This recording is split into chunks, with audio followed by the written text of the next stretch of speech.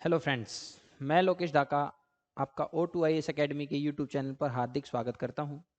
और जैसा कि हमने हरियाणा जीके की जो सीरीज शुरू कर रखी है उसमें हरियाणा के इतिहास को हमने देखना शुरू किया था, तो हरियाणा के इतिहास को काफ़ी डिटेल में समझेंगे। आज हम इस लेक्चर में हरियाणा के इतिहास से अगली जो बातें हमें पता होनी चाहिए उन सब चीज़ों को क्लियर करेंगे। तो हरियाणा के इतिहास की जो हमने सीरीज शुरू की है उसका ये अगला लेक्चर होगा। अगर इससे पहले के आपने लेक्चर नहीं देखे हैं तो उन्हें जाके देखिए, यूट्यूब पे आपको मिल जाएंगे। तो उसके साथ आपको काफ़ी चीज़ें लिंक करने में मदद मिलेगी। इससे जुड़ी हुई जो भी पीडीएफ है वो आप यदि आप चाहते हैं तो आपको टेलीग्राम चैनल के माध्यम से मिल जाएगी, जिसका लिंक आपको डिस्क्रिप्शन में मिल जाएगा। यदि आप अपने घर बैठे अपनी तैयारी करना चाहते हैं तो आप O2IAS एकेडमी की ऐप डाउनलोड कर सकते हैं, जिस पे बहुत सारे कोर्सेज आपको अवेलेबल हो जाएंगे। और साथ ही हरियाणा सिविल सर्विस का जो एग्ज़ाम की नोटिफिकेशन आ गई है उससे रिलेटेड भी बहुत सारे मैसेज इसमें चल रहे हैं। आज हम बात करने वाले हैं, सबसे पहले हम बात करेंगे वैदिक एज, वैदिक काल के बारे में कि वैदिक काल क्या था, कैसे क्या हुआ, कहाँ पे क्या घटनाएं घटी, और हरियाणा के रिलेशन में मेनली हम बात करेंगे हरियाणा के रिलेशन में वैदिक काल का क्या इंपॉर्टेंस देखी जाती है। इसके बाद हम बात करने वाले हैं महाजनपद काल। तो आज दो मेन कालों को समझेंगे। उसके बाद हमारा जो 8वां जिला है रोहतक, उसके बारे में डिस्कस करेंगे कि वो क्या इंपॉर्टेंट बातें आपको रोहतक के बारे में पता होनी चाहिए। तो बेसिकली शुरू करते हैं। सबसे पहले वैदिक काल। देखो क्या है कि ऐसा माना जाता है कि भारत में, आपको पता है कि एक जाति भारत में आई थी जो मध्य एशिया में एक अभिलेख था, बोगज कोई नाम का। उस अभिलेख से पता चलता है कि एक जाति जिसका नाम था आर्य, वे लोग मिडल एशिया, एशिया माइनर नाम की एक जगह है तुर्की नाम के देश में, वहां पर एक अभिलेख पाया गया था जहां पर जो हमारे ऋग्वेद में जितने देवताओं के नाम हैं उस देवताओं के नाम वहां पे भी लिखे हुए थे उस बोगज कोई नाम के अभिलेख में। तो हमें यह पता चला कि आर्य जो लोग थे वे मध्य एशिया से आए। और जब ऋग्वैदिक काल का टाइम था तो ये पहले लगभग इस एरिया में इन्होंने अपना एरिया स्थापित किया। तो हरियाणा का जो एरिया था वो ऋग्वैदिक काल में ही यहाँ पे आगे रहने लगे थे। और बाद में उत्तर वैदिक काल में ये धीरे धीरे पूरे उत्तर भारत में फैल गए थे। तो इसको इन्होंने सप्तसेंधव प्रदेश, 7 इंपोर्टेंट नदियां थी, इसके लिए सप्तसेंधव प्रदेश या इसको ब्रह्मव्रत के नाम से भी जाना जाता है। और ये जो था इसको इन्होंने आर्याव्रत के रूप में संबोधित किया। तो आर्यों ने यहाँ पे आके उत्तर वैदिक काल में तो आर्याव्रत तक उनका विस्तार हो गया था, और ऋग्वैदिक काल में उनका विस्तार हुआ था सप्तसेंधव प्रदेश। 7 इंपोर्टेंट नदियां थी, सिंधु, झेलम, चेनाब, रावी, ब्यास, सतलुज और सरस्वती। इनके ऋग्वेद में पुराने नाम दिए गए हैं, तो कहीं कहीं जो डिस्कस आएंगे तो उन नामों का भी जिक्र हम करेंगे। ठीक है, जैसे अस्कनी है, चेनाब हो गया, पुरुषनी है, रावी हो गया, ठीक है, सतुर्दी है, सतलुज हो गया। तो अलग अलग नदियों के नाम, जैसे हमने देखा था सरस्वती नदी को इन्होंने नदी तमा के रूप में जाना था। तो इस तरीके की चीजें हमें पता होनी चाहिए। तो वैदिक काल के अंदर क्या हुआ वो शुरू करेंगे। तो वैदिक काल का पहला हिस्सा था जो 1500 बीसी से 1000 बीसी तक का माना गया, इसको ऋग्वैदिक काल के रूप में जाना गया। यहाँ पे मानते हैं कि भाई बेसिकली जो सरस्वती नदियां थी या फिर दरसदती जिसको चोटांग नदियां कहते हैं, यमुना नदियां, ये पवित्र नदियां थी उस टाइम पे। इनके किनारे बैठ के वैदिक रचनों की, जो भी वैदिक भजन थे उनकी रचना की गई थी। तो इस तरीके की चीजें पता चली। फिर यहाँ पे प्रजापति जो ब्रह्मा है उनका जन्मभूमि मानी जाती है, और कहा जाता है कि उन्होंने काफी चीजों की यहाँ पे रचना की। तो अपने आप में बहुत इंपॉर्टेंट प्लेस ये माना जाता है। साथ में ऋग्वैदिक काल में जब बात करते तो आर्य नाम के जनजाति भारत में आई थी, और इनका जो मेन बसाव था वो सरस्वती और यमुना नदी के बीच क्षेत्रों में देखा गया। भरत नाम का एक कबीला था। जैसे ये जो थे सबसे नीचे, जैसे मान लो परिवार हो गया, परिवार को जोड़ के गांव बना, गांव से जुड़ के विश्व, और सबसे बड़ी जो इनकी पॉलिटिकल स्ट्रक्चर था, सबसे बड़ी जो राजनीतिक व्यवस्था की जो इकाई थी उसको जन कहते थे, कबीला। तो भरत नाम का एक जन होता था जिसके नाम से देश का नाम पड़ा। ये वे इंसान थे जो ऋग्वैदिक काल में ही भारत में आ गए थे। इनके बारे में ये पहले इंसान है जिनका हमारे पास कोई लिखित रिकॉर्ड मिलता है कि हाँ ये यहाँ पर निवास करते थे। इसके बाद ऋग्वैदिक काल में क्या क्या घटनाएं घटी। यहाँ पे एक राजा होता था, उन्हीं का जो भरत नाम का कबीला था उनका एक राजा था दिवोदास। ठीक है, देवदास नाम का जो राजा था उस राजा ने पुरु, यदु, तुर्वसा, सम्रा, दास आदि राजाओं को मतलब हराया, और हरा के उन कबीलों पे कहीं ना कहीं अधिकार किया। साथ में ये जो युद्ध उन्होंने किए ये सरस्वती नदी के तट पे, साथ में परावतों और ब्रिसाइयों के सामने भी इन्होंने मतलब अपने आप को कहीं ना कहीं लड़ाई की उनके साथ। तो इस तरीके की चीजें भी देखने को मिलती है। तो ये नाम आपको इंपॉर्टेंट हो सकता है, लेकिन सबसे इंपॉर्टेंट जो युद्ध माना जाता है वो ये माना जाता है कि हमने पहले भी पता किया था कि भाई एक विश्वामित्र नाम का एक गुरु होता था, उसको हटा के और दूसरे गुरु को उन्होंने अपने कबीले का गुरु बनाया था, जिसकी वजह से जो विश्वामित्र थे वो 10 राजाओं को बुला लाए थे, जिसकी वजह से उनकी लड़ाई हुई थी। तो ये जो इंपॉर्टेंट घटना है वो ये थी कि सुदास नाम का जो राजा होता था भरत नाम के कबीले का, उस राजा ने 10 राजाओं के बीच एक युद्ध लड़ा था, जो ऐसा माना जाता है कि कहीं ना कहीं दिवोदास के टाइम से ही वर्चस्व का युद्ध चल रहा था, भाई कौन ज्यादा। एक कारण कहीं ना कहीं मिल गया कि भाई विश्वामित्र को हटा के उन्होंने वशिष्ठ नाम के गुरु को रख लिया, लेकिन इससे पहले भी लड़ाइयां हो चुकी थी। तो कहीं ना कहीं संघर्ष तो पहले ही चल रहा था, बट उसको कहीं ना कहीं ये एक आधार और मिल गया इसको आगे बढ़ाने का। इसके बाद जब हम देखते हैं तो इसका मेन कारण क्या था कि सुदास ने विश्वामित्र को हटा के और अपने लिए एक नया पुजारी वशिष्ठ को इन्होंने अपना नियुक्त किया था, जिसकी वजह से ये मेन झगड़ा था। पूछा जा सकता है मेन मतलब तात्कालिक कारण क्या रहा, रिसेंट रीजन क्या था इस मेन घटना का। इसके बाद पुरुषनी या रावी नदी जो है, ये आपसे पूछा जा सकता है कि किस नदी के तट पे ये युद्ध लड़ा गया था, और इसमें सुदास नाम का राजा था जो भरत नाम के कबीले का था, वो जीत गया था। ठीक है, उनमें जो 10 राजा थे उनका हेड होता था पुरु।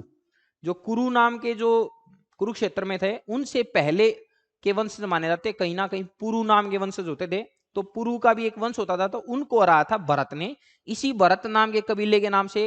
हालांकि कई कहानियां प्रचलित है भारत के नाम के पीछे, लेकिन ये भी एक कहानी मानी जाती है कि ऋग्वेदिक काल के भरत नाम के कबीले की कारण भी भारत को भारत कहा गया। और जो कुछ अन्य जो गैर आर्य थे, जैसे यहाँ के जो आदमी थे उनको उन्होंने अनार्य कहा, और वे जो आए थे वे आर्य थे। तो कुछ यहाँ के जो कबीले थे उनको भी उन्होंने हरा था। तो इस तरीके के इसको कहते हैं 10 राज्य युद्ध। ये जो युद्ध है ये ऋग्वेद के 7वें मंडल में लिखा हुआ है कि ऐसे ऐसे एक युद्ध लड़ा गया था, उसमें ये घटना घटी थी। तो पुरुषनी नाम की नदी के तट पे ये युद्ध लड़ा गया। लेकिन क्या हुआ कि पुरु जो थे वे तो हार गए थे, लेकिन उसके बाद भी ऐसा माना जाता है कि सरस्वती नदी के तट पे ये इन्होंने ये बसे, और इनका एक राजा होता था जिसका नाम था तरादसु। उस राजा ने अपने जो भरत नाम का कबीला था उसको वश में करके, मतलब कहीं ना कहीं ये कोशिश की थी उनको वश में करने की कि भाई उनको वश में करके और अपना सम्मान बचाया जाए कि उन्होंने हमको हराया था। इस बात की बात भी देखने को मिलती है। इसके बाद इनके दोनों के बीच में जो युद्ध था ना, इसकी वजह से कौरव नाम का जो कुरु नाम के थे उनका उदय माना जाता है। तो कुरु का उदय माना जाता है बेसिकली इन दोनों की लड़ाइयों के मध्य। अब ये ऋग्वैदिक काल में ये घटना चल रही, कहीं ना कहीं कुरु नाम के जो कबीले था वो भी यहाँ पे उनका थोड़ा सा आधिपत्य में देखने को मिलता है। तो जो अगला जो काल देखने को मिलता है वो है उत्तर वैदिक काल। अब पोस्ट वैदिक एज में क्या हुआ कि भाई जो जन थे, बड़े बड़े कबीले थे, ऐसा माना जाता है कि उत्तर वैदिक काल में लोहा, दुनिया में आयरन की खोज हुई थी, लोहे की, जिसकी वजह से हथियार बनाना उनके लिए आसान हो गया। अब उन्होंने हथियार बना लिए, हथियार बना के उन्होंने देखा भाई कि अब हम किसी के ऊपर अटैक कर सकते। तो जनों ने जनों पे अटैक कर दिया, जिसकी वजह से जो बड़ी इकाई बनी, बड़ा संरचना बनी, जो स्ट्रक्चर बना, पॉलिटिकल जो पावर बनी वो बड़ी थी जनपद। ये आपको पता होना चाहिए कि जन और जन मिलके जनपद के रूप में उभरे। तो जनपदों की जो लड़ाई है उसी को जो कुरुक्षेत्र का महाभारत का युद्ध कहा जाता है उसको जनपदों की लड़ाई मानी जाती है। तो 1000 बीसी से 600 बीसी तक के काल को उत्तर वैदिक काल माना जाता है। यहाँ पे पूरा ही सिस्टम बदल गया था। पहले आर्य लोग मतलब भाई काफी तरीके से देखा जाता है, हर सोसाइटी के पॉइंट ऑफ व्यू से देख लो या फिर किसी भी तरीके से देखे तो वे ज्यादातर कर्म कांड वगैरह से रहित थे, अपना भाई पूजा पाठ करते थे। लेकिन जब आगे उत्तर वैदिक काल आया तो उस टाइम पे कर्म कांड वगैरह काफी बड़ी मात्रा में देखे गए, जाति व्यवस्था देखेगी, 16 संस्कार देखे गए, परिवार में जन्म के बाद 4 आश्रम देखे गए। तो अलग अलग चीजें इस उत्तर वैदिक काल में देखने को मिलती हैं। तो यहाँ पर माना जाता है कि एक कुरु नाम का एक ऋषि होता था जिसने यहाँ की जो भूमि है इसको मतलब इसको काफी अच्छे तरीके से भाई खेती की थी इसके ऊपर। इस वजह से यहाँ पे फिर ये काफी जबरदस्त तरीके से इनका उभार माना गया और ये काफी फेमस हो गए। ये है महाभारत का जो युद्ध है उसका एक दृश्य दिखाया गया है कि महाभारत के युद्ध में किस तरीके से क्या हुआ होगा। और जो कौरव है या पांडव हैं उनका जो मेन हमने फैमिली ट्री देखी थी कि भाई कुरु नाम का एक राजा था, जिस कुरु का एक लड़का था, मतलब उसका वंशज था कोई जो शांतनु के नाम से जाना जाता है। उसकी पत्नी थी गंगा और सत्यवती। तो गंगा से 8 पुत्रों की प्राप्ति हुई थी, जिसमें देवव्रत, उस गंगा ने उनसे ये कहा था भाई अगर आप हमसे शादी कर रहे हैं तो मेरे से शादी करने में आपको एक वचन देना पड़ेगा कि आप कभी मेरे से ये सवाल नहीं पूछेंगे मैं क्या कर रही हूँ। तो जब भी उनके बच्चों का जन्म होता था वो उठा के उनको गंगा नदी में मतलब बहा देती थी, जिसकी वजह से उन्होंने कुछ नहीं कहा। फिर जब देवव्रत का जन्म हुआ तो उसने पूछ लिया कि भाई ऐसा क्यों कर रही है, तो उसके बाद देवव्रत को उन्होंने मतलब जवान करके पाल पोस के और भीष्म नाम रखा गया था और उनको रख दिया। तो भीष्म ने क्या कहा था भाई जीवन भर मैं क्या रहूंगा, सेलिब्रेट रहूंगा, ब्रह्मचारी रहूंगा, जिसकी वजह से भीष्म के आगे कोई फैमिली ट्री नहीं बनता। लेकिन सत्यवती जो थी फिर इन्होंने दूसरी शादी की, तो सत्यवती से 2 पुत्र पैदा हुए थे, एक था चित्रांग एक था विचित्र वीर्य। तो चित्रांग और विचित्र वीर्य के 2 पुत्र थे, एक का नाम था धृतराष्ट्र और एक का नाम था पांडु। तो धृतराष्ट्र जो थे उसके दुर्योधन और 100 कौरव माने जाते। दुशाला नाम की एक लड़की भी थी इनकी। और पांडु जो है उसकी 2 पत्नियां थी, एक का नाम था कुंती एक का नाम था माद्री। तो कुंती के 3 पुत्र थे, युधिष्ठिर, अर्जुन और भीम। और माद्री के 2 पुत्र थे, नकुल और सहदेव। हालांकि जो युधिष्ठिर थे उनके जो वंशज है उनको योद्धे के रूप में जाना जाता है, योद्धे। अर्जुन है उनके जो वंशज थे उनको अर्जुनायन नाम का एक रिपब्लिक था, एक गण था, आगे चल के वो भी काफी फेमस हुआ। तो इसका एक लड़का था अभिमन्यु जिसकी डेथ हो गई थी, युद्ध का 13वां दिन था जिस दिन अभिमन्यु की डेथ हुई थी। और चक्रव्यूह नाम का एक चक्रव्यूह बनाया था, जिसमें ऐसा माना जाता है कि भाई इसने पेट में ही मतलब जब एक बार अर्जुन बता रहे थे तो पेट में ही चक्रव्यूह तोड़ना सीख लिया था, मतलब चक्रव्यूह में सॉरी घुसना सीख लिया था लेकिन तोड़ना नहीं सीखा था, जिसकी वजह से ये चक्रव्यूह में घुस तो गया था लेकिन उसको तोड़ नहीं पाया, जिसकी वजह से बाहर नहीं निकल पाया, जिसकी वजह से इसकी डेथ हो गई थी। तो इसका एक लड़का था परीक्षित। परीक्षित को हमने देखा था तक्षक नाम के एक राजा ने अटैक कर दिया था, जिसकी वजह से ऐसा माना था भाई वो नाग वंश का था। तो नागों को खत्म करने के लिए इसके लड़के जन्माजय ने एक यज्ञ किया था, सर्प दमन यज्ञ किया था, जिस यज्ञ में माना जाता है कि भाई इसने नागों को खत्म किया था। सफीदो नाम की जो जगह है जींद में, वहां पर ये यज्ञ किया गया था। तो महाभारत का जो युद्ध है वो आपको पता है कि 900 ईसा पूर्व में लड़ा गया था, 18 दिन ये युद्ध चला था। ठीक है, इस युद्ध में सबसे इंपॉर्टेंट इंसान श्री कृष्ण को माना जाता है और अर्जुन को इन्होंने गीता का उपदेश दिया था। ज्योतिषर नाम की जगह हमने जब कुरुक्षेत्र देखा था तो देखी थी, और वहां पर बरगद के पेड़ के नीचे ऐसा माना जाता है कि इन्होंने गीता का उपदेश दिया था। गुरु द्रोणाचार्य द्वारा चक्रव्यूह रचा गया था, जिसमें 13वें दिन अर्जुन के अर्जुन के पुत्र अभिमन्यु की मृत्यु हुई थी। ठीक है, ये ध्यान रखना है। तो इस तरीके की चीजें जो इंपॉर्टेंट इंफॉर्मेशन है वो आपको पता होनी चाहिए। इसके बाद भाई जब युद्ध हो गया तो युद्ध के बाद कौरवों ने जो मेन एरिया था उस पर अपना अधिकार किया। तो महाभारत काल के बाद ये मतलब काफी युद्ध के बाद ये काफी फेमस हो गए थे और काफी इन्होंने अपना साम्राज्य विस्तारित किया। यहाँ माना जाता है कि बहुत ज्यादा अनाज वगैरह पार धन वगैरह होता था। और जो नकुल था उनका नकुल का एक अभियान बताया गया कि भाई रोहितिका जो रोहतक है उसके वहां पे वो घोड़ों का, पशुधनों का, फसलों से भरा हुआ एरिया होता था, वहां पर ये गया था कार्तिकेय नाम के भगवान का आशीर्वाद लेके। और वहां पे यहाँ पे एक राजा होता था मट्टा मयूरकस के सामने लड़ाई हुई थी। और इस लड़ाई के बाद मतलब युद्ध में जीतने के बाद यहाँ से नकुल जो रेगिस्तान का एरिया क्रॉस करते हुए दूसरे छोर पर पहुंच गया था, जहां पर सिरसा या सरिस्का नाम के शहर को अपने अधीन कर लिया था। तो इस तरीके की कहानी भी देखने को कहीं कहीं ये चीजें मेंशन है, जिसकी वजह से इनको आधार लिया जाता है कि भाई क्या हुआ होगा और क्या नहीं। इसके बाद पुराणों की बात करें तो पुराणों के अनुसार भी महाभारत जो था, महाभारत युद्ध में पांडवों ने उत्तर में सर्वोच्च राजनीतिक शक्ति का रूप दिया था और इनका जो उत्तराधिकारी था परीक्षित। तो परीक्षित के टाइम को माना जाता है कि भाई कौन से राजा था, जिसमें आपसे पूछा जा सकता है कि कहां पर दूध और शहद बहता था।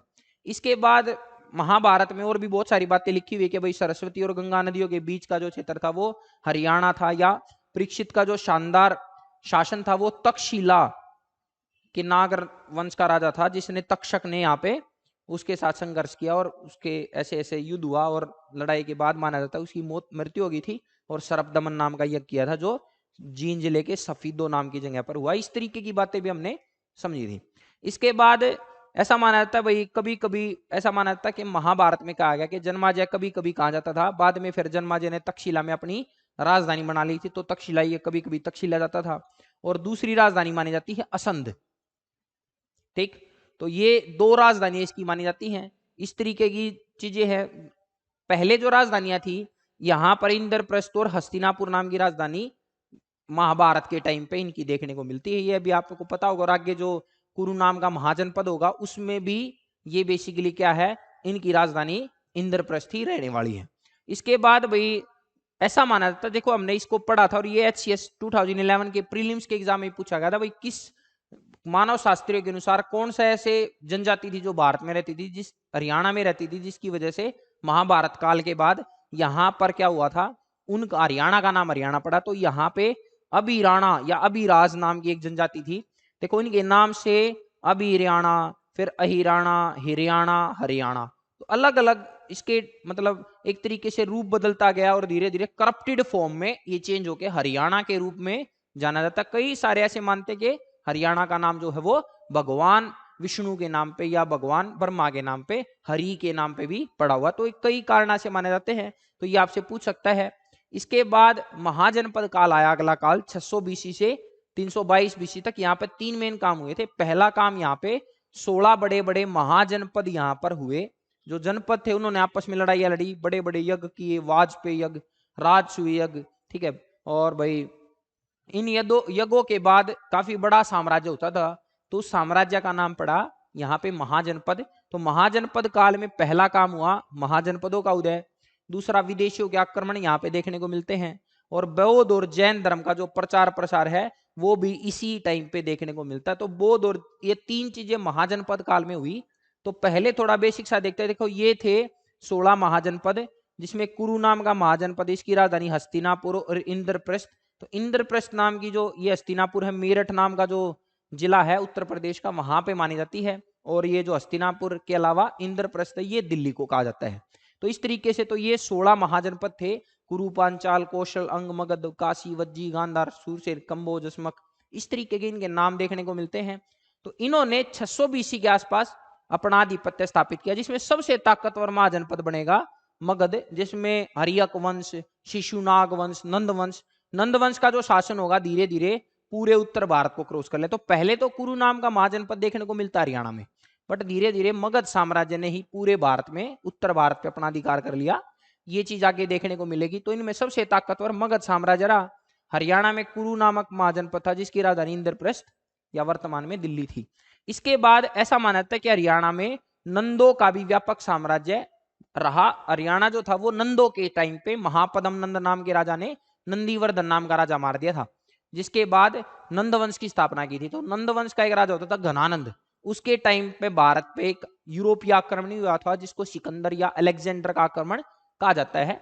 तो हरियाणा पे या भारत पे पहला विदेशी आक्रमण माना जाता है। भाई एक राजा था डेरियस फर्स्ट, उस राजा ने आक्रमण किया था, वो था पर्शिया का, फारसी था, ठीक है। तो उसके आक्रमण के बाद बेसिकली माना जाता है कि उसके जितने भी जो भी उसके वंशज थे वो काफी कमजोर हुए। तो कुछ टाइम तक तो डेरियस ने शासन किया और कुछ टाइम तक शासन किया था जकरजीज ने, काफी एरिया हमारा जकरजीज के अंडर आता था। जकरजीज वो राजा है, आपने एक मूवी देखी हो अगर 300, उस 300 मूवी में दिखाया गया है। वो एक राजा होता है यूनान, मतलब यूनान का एक राज्य होता था, ठीक है। उस राज्य का वो राजा होता है, उसके ऊपर अटैक करता है। तो जकरजीज उसके खिलाफ वो उसको ऐसे मूवी में लास्ट में ऐसे भाला वगैरह कुछ फेंकता है, तो ऐसे साइड से क्रॉस होके निकल जाता है। तो वो आदमी है जकरजीज, उसका भी राज्य भारत पे रहा। लेकिन इसके जो वंशज थे वो इतने कमजोर हो गए कि आगे चल के उनका साम्राज्य आगे नहीं बढ़ा। तो यूरोप का एक आदमी था मैसिडोनिया का, मकदूनिया का। मकदूनिया से 2 इंपोर्टेंट इंसान इस दुनिया में निकले हैं। एक थी मदर टेरेसा, शांति के लिए जानी जाती है, और एक था अलेक्जेंडर या सिकंदर, जो बेसिकली किसके लिए जाना जाता है, युद्धों के लिए। तो लड़ाई विश्व विजेता बनने के लिए निकला था अलेक्जेंडर या सिकंदर। तो इसने पहले लड़ाई ली और लड़ाई लड़के ऐसा माना जाता है हाइडेस्पीज का युद्ध लड़ा था, जिसमें पोरस नाम के राजा को हरा दिया था। और उसके बाद जब ये उत्तर भारत की तरफ बढ़ा, गंगा नदी की तरफ बढ़ा, तो वहां पे ब्यास नाम की नदी के से ही इसकी सेना वापस चली गई थी। तो जब ब्यास से वापस गई तो ऐसा माना जाता है कि इसको कई कारण माने जाते हैं भाई क्यों गया वापस। तो कई ये कहते हैं कि भाई इसको ये पता चल गया था कि इस ब्यास नदी के उस तरफ बहुत खतरनाक आदमी रहते हैं। तो वो ऐसा माना जा सकता है कि वो कहीं ना कहीं हमारे हरियाणा के लोगों से उनकी लड़ाई झगड़े या उनकी जो भी अर्थव्यवस्था थी उनका सिस्टम देख के कई नंदों का कारण मानते हैं कि हाथी वगैरह का काफी जिक्र सुना था, तो उसकी वजह से वो यहाँ से भाग गया था। तो इस तरीके की चीजें भी मानी जाती है कि ब्यास नदी से उसकी सेना, विपाशा उसका पुराना नाम होता था, उससे उसकी सेना वापस लौट गई थी। इसके बाद अगर हम बात करें तो जैन और बौद्ध धर्म का विस्तार भी हमें हरियाणा में देखने को मिलता है। जैसे पिंजौर में था, तो पिंजौर एक जैन धर्म की गतिविधियों का एक बड़ा केंद्र माना जाता था। यहाँ से कुछ मूर्ति वगैरह भी प्राप्त हुई है जो हरियाणा में कुरुक्षेत्र पुरातत्व विभाग है हरियाणा का, उसके अंतर्गत चंडीगढ़ नाम के शहर में सुरक्षित रखी हुई है। ऐसे ही टोपरा था, अंबाला में टोपरा, वहां पर एक बौद्ध विहार के निर्माण करवाया गया था, ऐसा माना जाता है। इसके बाद शूग नाम का जो शहर है या सरगना कह देते हैं यमुनानगर में, वहां पर हवेन सांग ने कहा था कि भाई 500 वहां पर हवेन सांग ने कहा था कि 5 बौद्ध विहार थे जिसमें 1000 बौद्ध भिक्षु रहते थे। और इसके अलावा यहाँ पर एक स्तूप भी था। तो स्तूप क्या होता है, जैसे अगर आर्ट एंड कल्चर आप पढ़ेंगे तो ये एक बेसिकली अंडाकार शेप में एक स्तूप होता है जिसके ऊपर एक डिब्बा सा रखा रहता है, इसको कहते हैं हर्मिका। और ये स्तूप का सबसे पवित्र स्थान होता है और इसके ऊपर एक दंड लगा होता है जिसके ऊपर 76 लगे होते हैं। आप सांची का स्तूप देखेंगे तो पता चल जाएगा। तो ये जो हर्मिका है, अगर इस हर्मिका के अंदर महात्मा बुद्ध के शरीर से जुड़ी हुई कोई चीज रखी हो, जैसे नाखून है, बाल है, ठीक है, दांत है, ऐसी चीजों को ऐसे स्तूप को कहते हैं शारीरिक स्तूप। और अगर इसमें महात्मा बुद्ध द्वारा इस्तेमाल की कोई वस्तु रखी हो तो इसको कहते हैं पारिभोगिक स्तूप। तो ये जो स्तूप है, ऐसा माना जाता है यहाँ पर नाखून और बाल रखे थे, तो ये था एक शारीरिक स्तूप होता था। और इसके आसपास कुछ छोटे छोटे स्तूप निर्मित किए गए थे। इसके बाद थानेश्वर में ऐसा माना था वेन सांग के अनुसार यहाँ पर भी एक स्तूप होता था, 300 फुट ऊंचा था। बाद में कनिंगम नाम का एक आर्कियोलॉजिस्ट था जिसने जब अवेन सांग की ये कथन पढ़े तो उसके बाद उसने वहां पे काफी बड़ा एक ढेर मिला था जो उसी कलर के चीजों का था, जो कलर का डिस्क्रिप्शन हवेन सांग ने दिया था। तो ये बात प्रूफ होती कि थानेश्वर जो है वहां पर कोई 300 फुट ऊंचा स्तूप भी देखने को मिलता था या रहा होगा, ऐसा माना जाता है। इसके बाद सोनीपत में एक गांव देखा था कुमासपुर, वहां पर महात्मा बुद्ध आए थे और अब उन्होंने अपना धर्मोपदेश दिया था। रोहतक की बात करें तो स्थलबोर में जैन धर्म की कुछ मूर्तियां मिली है, जैसे पार्श्वनाथ, शांतिनाथ, चक्रेश्वरी, इन सब के जो मूर्ति वगैरह वो मिली हैं। ऐसे ही अग्रोहा है हिसार में, वहां पर भी बौद्ध धर्म का उल्लेख मिलता है। और ये एक हरियाणा में ये वहां के जो अवशेष मिलते हैं उनसे भी ये प्रूफ होता है कि यहाँ पे बौद्ध धर्म रहा होगा। इसके बाद अस्सी में देखते हैं तो जैन धर्म का एक केंद्र माना जाता है। इसके बाद जींद में देखते हैं तो जींद भी एक बहुत सुंदर जैन तीर्थंकर आदिनाथ की धातु प्रतिमा यहाँ से प्राप्त हुई है जींद से। तो ये सब चीजें हमें पता चलती हैं कि कहाँ कहाँ बौद्ध और जैन धर्म भारत में, हरियाणा राज्य में कहाँ कहाँ विस्तारित था। सिरसा भी ये जैन धर्म का केंद्र माना जाता है। तो आपसे पूछ सकता है निम्नलिखित में से कौन सा केंद्र बौद्ध या जैन धर्म का केंद्र था या नहीं था। इस टाइप का क्वेश्चन आपको देखने को मिल सकता है। बौद्ध और जैन धर्म एंशिएंट हिस्ट्री के पॉइंट ऑफ व्यू से सबसे इंपॉर्टेंट क्वेश्चन माने जाते हैं। इसके बाद अगर हम बात करें तो हरियाणा का एक बहुत महत्वपूर्ण जिला है जिसका नाम है रोहतक। पहले रोहतक अकेला ऐसा जिला होता था जिसको किसी भी राज्य की सीमा टच नहीं करती थी। अब 2 जिले हैं, चरखी दादरी और रोहतक। तो रोहतक का ये मैप है। रोहतक के बारे में अगर हम शुरू करें तो महत्वपूर्ण घटनाएं ये हैं कि रोहतक जो है बेसिकली रोहतक 1 नवंबर 1966 को जब हरियाणा बनाया गया तो उसके अंदर 7 महत्वपूर्ण जिले थे, उन्हीं जिलों में था। और इसके अंदर से सोनीपत और झज्जर नाम के 2 जिलों का निर्माण किया गया था। सोनीपत का निर्माण जैसे 22 दिसंबर 1972 ईस्वी को किया गया था और झज्जर का जो निर्माण था वो 15 जुलाई 1997 ईस्वी को किया गया था। तो ये 2 जिले रोहतक से काट के बनाए गए थे। इसके बाद तहसील बात करें तो रोहतक, महम, सांपला और कलानौर नाम की 4 इंपोर्टेंट तहसीलें पाई जाती हैं। इसके बाद पहले कहते हैं भाई रोहतक जो था वो रोहतासगढ़ या रोहतास का दुर्ग था, यहाँ पे किला था जिसकी वजह से इसको रोहतक कहा गया। बाद में फिर खोखरा कोट नाम की जगह है जहां से कुछ मूर्ति वगैरह मिलती हैं बौद्ध धर्म वगैरह से रिलेटेड भी, तो वो सब चीजें भी यहाँ से बेसिकली उनसे भी कई चीजें पता चलती है कि बौद्ध धर्म का भी कोई ना कोई केंद्र यहाँ पे रहा होगा। इसके बाद ये माना जाता है कि ये जो नगर था ये लकड़ी और कृषि उत्पादन के लिए प्रसिद्ध था। साथ में एक आदमी होता था लेखराम जिसने चंद्रशेखर आजाद के साथ मिलकर दिल्ली में एक बैंक में डकैती डाली थी जहां से लगभग 17,000 रुपए प्राप्त किए थे। ये इंपॉर्टेंट बात हो सकती है जो आपसे पूछ सकता है कि भाई ये लेखराम रोहतक के ही थे। इसके बाद दिसंबर 1929 ईस्वी में जो भारत के वायसराय थे लॉर्ड इरविन, उनकी रेलगाड़ी को उड़ाने की योजना बनाई गई थी और उसके लिए बम जो बनाए गए थे वो रोहतक में ही तैयार किए गए थे। इस तरीके की चीजें भी काफी इंपॉर्टेंट चीजें मानी जाती हैं। इसके बाद रोहतक में काफी इंपॉर्टेंट अगर मतलब व्यक्तित्व की बात करें तो सबसे इंपॉर्टेंट ऐतिहासिक तौर पे जो व्यक्तित्व है वो है चौधरी छोटू राम या सर छोटू राम के नाम से जाने जाते हैं। तो इनका जो असली नाम था वो था राम रिचपाल। तो आपसे कुछ क्वेश्चन पूछे जा सकते हैं कि भाई ये इनका जन्म गड्डी सापला रोहतक में हुआ था, ठीक है। और बेसिकली इनके पिता चौधरी सुखीराम ओलान और सरला देवी इनके माता पिता थे। इसके बाद इनका जो इनको छोटू क्यों कहते थे, क्योंकि ये घर में सबसे छोटे थे, तो इसीलिए उनको छोटू का आ गया था। फिर धीरे धीरे वही नाम फेमस हो गया। इसके बाद इन्होंने भाई जब पढ़ाई वगैरह की तो पढ़ाई में ये पहले तो आसपास के ही एरिया में इन्होंने अपनी पढ़ाई की, तो झज्जर के मिडिल स्कूल में इन्होंने अपनी पढ़ाई की। बाद में 1903 ईस्वी में इंटरमीडिएट की परीक्षा उत्तीर्ण करने के बाद सेंट स्टीफन कॉलेज, पिछली बार ये क्वेश्चन पूछा गया था कि ये बताओ चौधरी छोटू राम ने अपनी ग्रेजुएशन किस कॉलेज से की थी, तो सेंट स्टीफन कॉलेज से की थी। और यहां से उन्होंने 1905 में संस्कृत में स्नातक की, बेसिकली संस्कृत से ग्रेजुएट हुए थे। तो ये अपने आप में बहुत इंपॉर्टेंट है कि किस सब्जेक्ट से इन्होंने ग्रेजुएशन की, ऐसे पूछा जा सकता है। इसके बाद इन्होंने 1910 में आगरा कॉलेज से अपनी LLB प्राप्त की, ठीक है। और 1912 से इन्होंने वकील के रूप में काम करना शुरू किया। फिर बाद में इन्होंने 1913 ईस्वी को एंग्लो संस्कृत एक स्कूल शुरू किया था, ये भी पूछा जा सकता है कौन सा स्कूल बनाया था। फिर उन्होंने राष्ट्रीय जो हमारी भारतीय राष्ट्रीय कांग्रेस है उसमें शामिल हो गए थे। और 1916 से 20 तक इन्होंने रोहतक जिला कांग्रेस समिति के अध्यक्ष के रूप में भी काम किया था।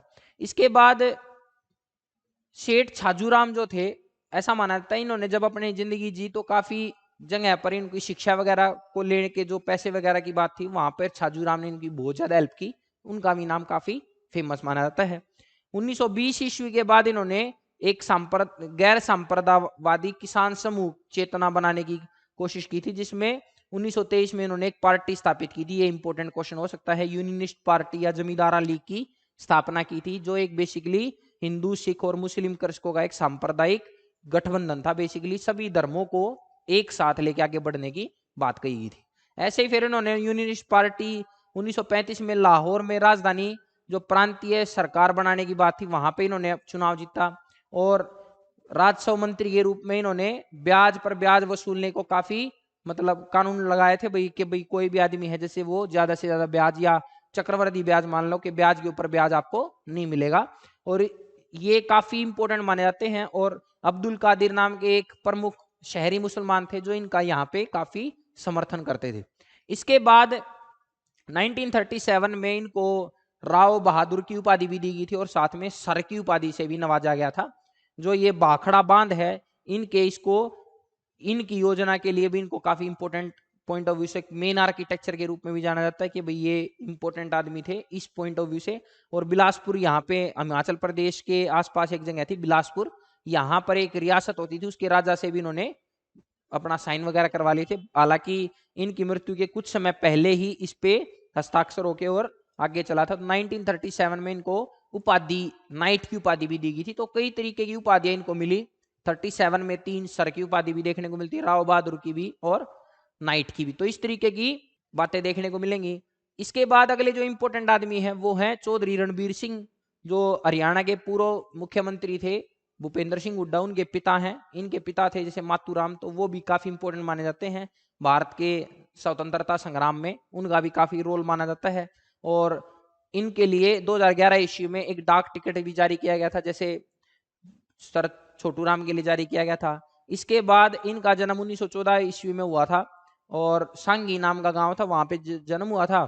और बेसिकली इन्होंने वैश्य हाई स्कूल से अपनी पढ़ाई पास की थी और उसके बाद रामजस कॉलेज से स्नातक की उपाधि प्रदान मतलब इन्होंने ग्रेजुएशन अपनी रामजस कॉलेज दिल्ली यूनिवर्सिटी के नॉर्थ कैंपस से इन्होंने की। इसके बाद रणबीर सिंह हुड्डा जो है 1930 के दशक में भारत की आजादी की लड़ाई में इन्होंने अपना योगदान दिया और गांधीवादी सेना में शामिल हुए थे। 1941 में इनको कई बार गिरफ्तार वगैरह भी किया गया, 1941 से कई बार ये जेल भी गए। इसके बाद पॉलिटिकल करियर की बात करें तो इन्होंने भारतीय संविधान के निर्माण में ये संविधान सभा के सदस्य होते थे, तो ये भी इंपॉर्टेंट है। जब देश आजाद हुआ तो इन्होंने फिर लोकसभा इलेक्शन, कहीं पे राज्यसभा, कहीं पे पंजाब के संयुक्त प्रांतों में, जब हरियाणा पंजाब एक होता था तब उस टाइम पे भी ये मंत्री के पद पे रह चुके थे। तो बेसिकली ऐसा माना जाता है कि ये रिकॉर्ड है इनका कि ये मतलब ऐतिहासिक तौर पर 7 अलग अलग सदनों के सदस्य रहे हैं, ये रिकॉर्ड इनके नाम है और किसी का ऐसा रिकॉर्ड देखने को नहीं मिलता। जो लिम्का बुक ऑफ रिकॉर्ड द्वारा पंजीकृत और स्वीकार किया गया है। ये काफी इंपॉर्टेंट है। ये दो बहुत इंपॉर्टेंट इंसान थे जिनके बारे में आपको पता होना चाहिए। इसके बाद बात करते हैं ये फरमाना खास के बारे में। हमने पहले भी देख लिया था कि फरमाना खास नाम की जगह से हमें बेसिकली ये रोहतक में है। और जब हड़प्पा सभ्यता देखी थी तो हमने इसके बारे में जानकारी प्राप्त कर ली थी कि हड़प्पा सभ्यता के टाइम पे ये जो एरिया था काफी इंपॉर्टेंट था। तो यहाँ पर उसको किस तरीके से खुदाई वगैरह की गई तो वो चीजें इसमें मेंशन की गई है। इसके बाद भाई जैसे अगर हम बात करें तो ये एक जगह है जो बेसिकली खोखरा कोट नाम की जगह है। यहाँ पे रोहतक वगैरह से रिलेटेड काफी चीजें मिलती हैं या ये पता चलता है ऐतिहासिक तौर पे रोहतक का क्या वैल्यू होती थी। तो महाभारत और मतलब जो पेंटेड ग्रेवेयर जो आर्य लोगों के आगमन के साथ भारत में देखने को मिलते हैं, अलग अलग बर्तनों से भी पता चलता है कि कौन सी सभ्यता में कौन से इंसान रहते थे। जैसे ओसीपी, पेंटेड ग्रेवेयर, पीजीडब्ल्यू, इस तरीके के नाम आपको कई जगह देखने को मिलेंगे। इसके बाद योद्धे गणराज्य की राजधानी होता था। ये भी माना जाता है कि ये योद्धे नाम के जो युधिष्ठिर के वंश थे उनकी गणराज्य की राजधानी रोहतक था। इसके बाद यहाँ से सिक्के, टेराकोटा मूर्तियां वगैरह बहुत कुछ प्राप्त किया है। और इसकी जो खुदाई थी वो प्रोफेसर मनमोहन कुमार द्वारा और हरियाणा सरकार के पुरातत्व विभाग, एक संग्रहालय विभाग के श्री JS खत्री ने संयुक्त रूप से यहाँ पे खुदाई की थी। इस तरीके की चीजें आपको देखने को मिलेगी। ये वो टीला है जहां से वे चीजें प्राप्त की गई थी और इसका डिस्क्रिप्शन आपको इंग्लिश में भी दिया गया है। इसके बाद ऐसा माना जाता है एक ज्ञानी चोर की एक कहानी काफी फेमस हरियाणा में। ऐसा कहते हैं भाई ज्ञानी चोर की गुफा है, कई ये भी कहते हैं, लेकिन शाहजहां की बावड़ी के रूप से जानी जाती है। महम रोहतक में एक बावड़ी है जो बेसिकली कुआं वगैरह बनाया गया है। तो ये जो बावड़ी है इसका निर्माण ऐसा माना जाता है कि भाई ये शाहजहां के टाइम पे चौबदार होते थे एक नायडू काड़ा, उनके द्वारा बनवाई गई थी और काफी इंपॉर्टेंट है। इसके ऊपर बहुत सारी चीजों की नक्काशी वगैरह भी की गई है। और ये पानी मतलब पानी का एक सोर्स उस टाइम पे रहा होगा, इस तरीके की चीजें देखने को मिलती हैं। ये इसका एक अंदर का पॉइंट ऑफ व्यू है, ठीक है। तो उसका जो पॉइंट ऑफ व्यू अंदर से आप देख रहे हैं तो कैसी दिखाई दे रही है, इस टाइप की चीजें आपको पता होनी चाहिए। इसके बाद स्थलबोर में माना जाता है भैया स्थलबोर जो है यहाँ पर मतलब प्राचीन मूर्ति वगैरह रखी हुई है और मठ है जो रोहतक शहर के पास एक जगह है स्थलबोर, वहां पे मिलता है। 1791 ईस्वी में पहले ये जो मठ था ये स्थापित किया गया था जो गुरु गोरखनाथ बाद में यहाँ पे। तो इसका जो बेसिकली कथा माने था कि सियालकोट के गरीब भक्त गुरु गोरखनाथ के शिष्य ने यहाँ कर एक स्थान की स्थापना की थी।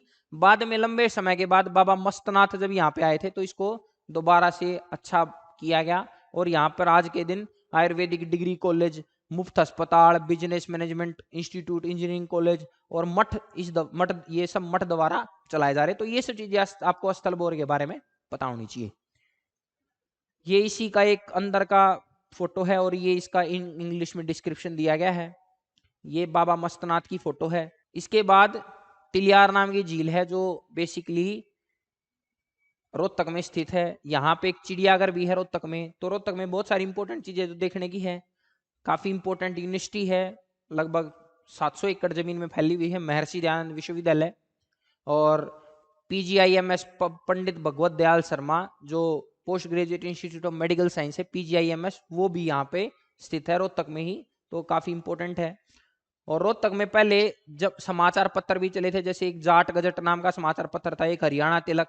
तो ऐसा माना जाता है कि इनकी जो शुरुआत थी 1916 ईस्वी में उर्दू एक बेसिकली जमींदारा लीग थी, उन्होंने उर्दू का एक अखबार चलाया था जाट गजट। बाद में फिर इसके अलग अलग आदमी संपादक हुए और ऐसे ही हरियाणा तिलक की जो शुरुआत थी 18 मार्च 1923 ईस्वी को एक बेसिकली राम शर्मा नाम के एक आदमी थे, उन्होंने इसको साप्ताहिक रूप से शुरू किया था। तो ये रोहतक में मेन इंपोर्टेंट समाचार पत्र और आपको देखने को मिलेंगे।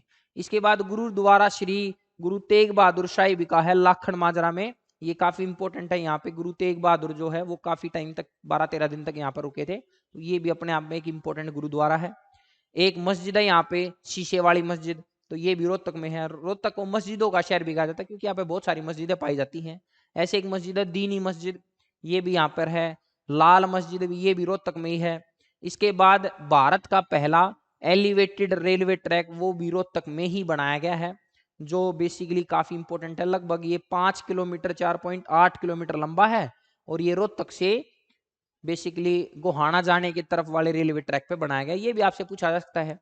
इसके बाद राजीव गांधी का एक स्पोर्ट्स कॉम्प्लेक्स है यहाँ पे, जहां पर 8,000 से ज्यादा जो व्यक्ति हैं वो बैठ के देख सकते हैं, और बेसिकली एक इंटरनेशनल लेवल की यहाँ पर जो भी फैसिलिटी है वो अवेलेबल है। बहुत सारे टाइप के गेम यहाँ पर खेलने को आपको देखने को मिल जाएंगे। तो ये है राजीव गांधी इंटरनेशनल स्टेडियम रोहतक, ये इसका एक फोटो है। तो इस सब चीजों से आपको अंदाजा आ गया होगा कि किस क्या क्या इंपॉर्टेंट चीजें आपको रोहतक में पता होनी चाहिए। ठीक है, तो ये था इस सेशन का एनालिसिस। आई होप आपको बातें अच्छे से समझ में आई हैं। अगर आपको कोई डाउट है या कोई चीज समझ में ना आई हो या कुछ पूछना हो तो आप कमेंट सेक्शन के माध्यम से पूछ सकते हैं। अगर ये वीडियो आपको पसंद आया है तो इसे लाइक करें, चैनल को सब्सक्राइब करें और बेल आइकन को प्रेस करें ताकि आने वाली सभी वीडियोस की अपडेट आप तक पहुंचती रहे। Thank you so much.